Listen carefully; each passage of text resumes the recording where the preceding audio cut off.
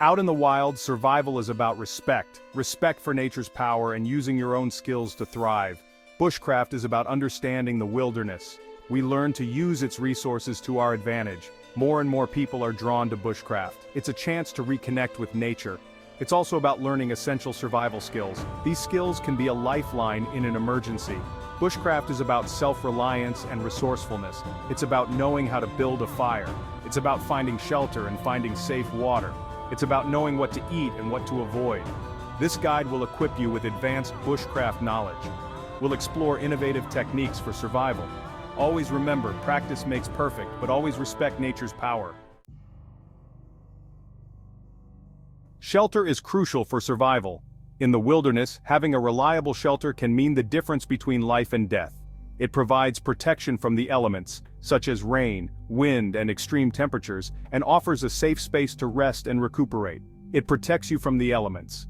Without proper shelter, exposure to harsh weather conditions can quickly lead to hypothermia, heat stroke, or other life-threatening conditions. A well-built shelter can be the difference between life and death. It not only shields you from the weather but also provides a psychological boost, giving you a sense of security and comfort in an otherwise challenging environment. Let's look beyond the basic lean-to. While a lean-to is a simple and effective shelter, there are many other innovative designs that can offer greater protection and comfort. One innovative design is the debris hut. This type of shelter is particularly useful in forested areas where natural materials are abundant. This shelter utilizes natural materials. By using what nature provides, you can create a sturdy and insulated shelter without the need for modern tools or supplies. Gather branches and sticks for the frame. The frame is the backbone of your shelter, providing structure and support. Layer debris like leaves and grass on top. These materials act as insulation, trapping heat inside and keeping the cold out. This creates insulation against cold and wind. A well-insulated shelter can maintain a comfortable temperature even in freezing conditions. Another option is the snow trench. In snowy environments, this type of shelter can be a lifesaver.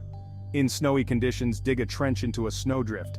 The snow itself acts as an insulator, keeping the cold wind out and trapping body heat inside. Cover the top with branches and snow. This adds an extra layer of insulation and helps to camouflage the shelter. This creates a surprisingly warm and insulated shelter.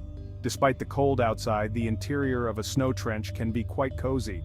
When choosing a location, consider factors like wind direction and proximity to water. A good location can enhance the effectiveness of your shelter and make your stay more comfortable. Always try to build your shelter on high ground. This helps to avoid flooding and keeps you away from damp, low-lying areas. This will help keep you dry and safe.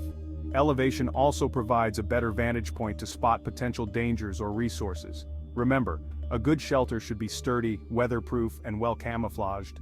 Camouflage helps to blend your shelter into the environment, making it less likely to be disturbed by wildlife or other people. With practice, you can build a safe haven in any environment. Whether you're in a forest, a snowy landscape, or a desert, understanding the principles of shelter building can greatly increase your chances of survival.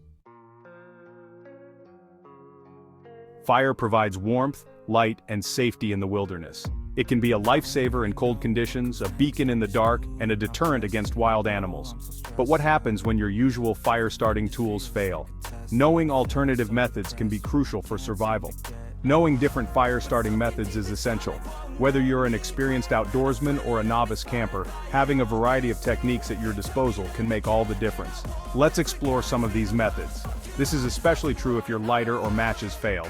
Wet matches and broken lighters are common issues that can leave you in a tough spot. That's why it's important to be prepared with alternative fire-starting methods. One effective method is the bow drill. This ancient technique has been used for thousands of years and is still reliable today. This ancient technique uses friction to create an ember. The process may seem labor-intensive, but with practice it becomes a valuable skill. You need a socket, a fireboard, and a spindle. These components work together to generate the necessary friction. The friction from the bow drill creates heat. As you move the bow back and forth, the spindle rotates against the fireboard, producing an ember. This eventually ignites a tinder nest into flame. A tinder nest is made of fine, dry materials like grass, leaves, or bark, which catch fire easily. Another option is the fire plow. This method is simpler but equally effective. This involves plowing a groove in a fireboard with a hard stick. The repetitive motion generates heat and creates fine wood dust. The friction creates fine wood dust. This dust is highly combustible and can be ignited with a spark. This dust ignites easily with a spark. Always practice fire safety. Ensure you have a clear area around your fire site to prevent accidental spread. Clear the area around your fire site. Remove any flammable materials like leaves, twigs, and grass to create a safe zone. Have water or sand nearby to extinguish the flames. In case of an emergency, these can quickly put out the fire. Remember, fire is a powerful tool. Treat it with respect. It can be your best friend in the wilderness, but only if you handle it responsibly. Always be prepared and stay safe. Nature's Pharmacy, foraging for healing. The wilderness offers a surprising abundance of medicinal plants. Knowing how to identify and use them can be invaluable. However, caution is paramount. One easily recognizable plant is plantain. Its wide leaves can be crushed and applied to cuts and stings. This helps to stop bleeding and reduce pain. Another useful plant is yarrow. Yarrow has feathery leaves and small white or pink flowers. It has natural antiseptic and anti-inflammatory properties. It can be used to treat wounds and soothe burns. Before consuming any wild plant, be absolutely sure of its identification. Some plants can be toxic. Use a reliable field guide for reference. When in doubt, it's best to err on the side of caution. Crystal clear building water filtration systems. Clean water is essential for survival. Finding and purifying water in the wild is crucial. Let's explore how to build a long-term filtration system. Start by finding a suitable water source. Look for a stream or spring. Avoid stagnant water if possible. Next, gather materials like charcoal, sand, gravel, and a container with a drainage hole. Layer the materials inside the container. Start with a layer of gravel, followed by charcoal, sand, and finally gravel again. This creates a natural filtration system. Pour water from your source into the top of the filter. The water will slowly trickle through the layers. This removes impurities as it goes. Remember, even filtered water should be boiled or treated with purification tablets before drinking. Reading the land tracking and natural navigation. In the wilderness, the ability to navigate without modern tools is an invaluable skill. It connects us to the ancient ways of our ancestors, who relied on their keen observation of the natural world to find their way. Navigation is crucial in the wilderness. Whether you're hiking, camping, or exploring, knowing how to find your way can mean the difference between a successful adventure and a dangerous situation. But what if you don't have a compass or GPS? Modern technology can fail, batteries can die, and signals can be lost. In such moments, understanding natural navigation becomes essential. Learn to read the land and navigate using natural signs. The landscape around you is filled with clues that can guide you. From the position of the sun to the growth patterns of vegetation, nature provides a roadmap if you know how to interpret it. The sun is a reliable guide. Its predictable path across the sky can help you determine direction and time. It rises in the east and sets in the west. By observing the sun's position at different times of the day, you can orient yourself and plan your route accordingly. Use this knowledge to get your bearings. A simple method involves using a stick and its shadow to find east and west. Place a stick upright in the ground and mark the tip of its shadow. Wait 15 minutes and mark the tip again. The line between the two marks runs approximately east-west. You can also use the stars for navigation. When the sun sets, the night sky becomes a map of its own, with constellations acting as celestial signposts. Learn to identify constellations like the Big Dipper and the North Star. The North Star, or Polaris, is a constant marker of true north in the northern hemisphere. By locating the Big Dipper, you can find Polaris and determine your direction.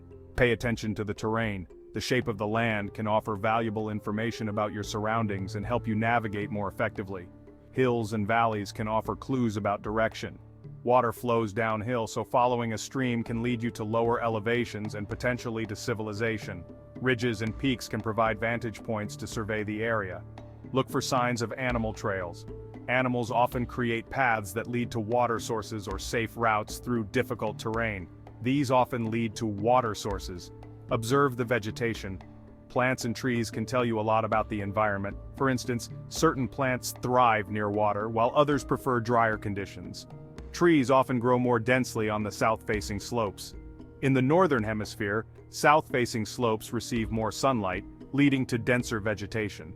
Moss tends to grow on the north side of trees in the northern hemisphere. This is because the north side is usually shadier and retains more moisture, making it an excellent natural compass. These subtle clues can help you stay on course. By honing your skills in natural navigation, you not only enhance your safety but also deepen your connection to the natural world. Embrace the challenge and let nature be your guide. Mastering the wild putting skills into practice. This guide has covered essential bushcraft skills. We've looked at innovative shelters, alternative fire starting, and foraging for medicinal plants. You've learned about building water filtration systems and navigating using natural signs. Now it's time to put these skills into practice. Find a safe and controlled environment. Start by practicing each skill individually, then gradually combine them. Remember, mastering bushcraft takes time and dedication. Don't be afraid to make mistakes. They are opportunities to learn and improve. Always respect the power of nature. With practice and a deep appreciation for the wilderness, you can become a true master of survival.